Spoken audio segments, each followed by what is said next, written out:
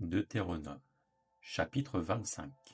Lorsque des hommes, ayant entre eux une querelle, se présenteront en justice pour être jugés, on absoudra l'innocent et l'on condamnera le coupable. Si le coupable mérite d'être battu, le juge le fera étendre par terre et frapper en sa présence d'un nombre de coups proportionné à la gravité de sa faute.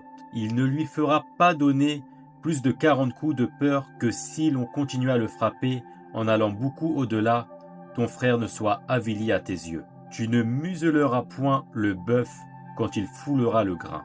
Lorsque des frères demeureront ensemble et que l'un d'eux mourra sans laisser de fils, la femme du défunt ne se mariera point au dehors avec un étranger, mais son beau-frère ira vers elle, la prendra pour femme et l'épousera comme beau-frère. Le premier-né qu'elle enfantera succédera au frère mort et portera son nom afin que ce nom ne soit pas effacé d'Israël. Si cet homme ne veut pas prendre sa belle-sœur, elle montera à la porte vers les anciens et dira « Mon beau-frère refuse de relever en Israël le nom de son frère. Il ne veut pas m'épouser par droit de beau-frère. » Les anciens de la ville l'appelleront et lui parleront s'il persiste et dit « Je ne veux pas la prendre ». Alors sa belle-sœur s'approchera de lui en présence des anciens, lui ôtera son soulier du pied et lui crachera au visage. Et prenant la parole, elle dira « Ainsi sera fait à l'homme qui ne relève pas la maison de son frère, et sa maison sera appelée en Israël la maison du déchaussé. » Lorsque des hommes se querelleront ensemble, l'un avec l'autre, si la femme de l'un s'approche pour délivrer son mari de la main de celui qui le frappe,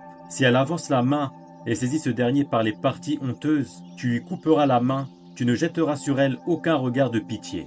Tu n'auras point dans ton sac deux sortes de poids, un gros et un petit. Tu n'auras point dans ta maison deux sortes d'épha, un grand et un petit. Tu auras un poids exact et juste. Tu auras un épha exact et juste, afin que tes jours se prolongent dans le pays que l'Éternel, ton Dieu, te donne. Car quiconque fait ces choses, quiconque commet une iniquité, est en abomination à l'Éternel, ton Dieu. Souviens-toi de ce que te fit Amalek pendant la route, lors de votre sortie d'Égypte. Comment il te rencontra dans le chemin, et sans aucune crainte de Dieu, tomba sur toi par derrière, sur tous ceux qui se traînaient les derniers, pendant que tu étais là et épuisé toi-même. Lorsque l'Éternel, ton Dieu, après t'avoir délivré de tous les ennemis qui t'entourent, t'accordera du repos dans le pays que l'Éternel, ton Dieu, te donne en héritage et en propriété. Tu effaceras la mémoire d'Amalek de dessous les cieux, ne l'oublie point.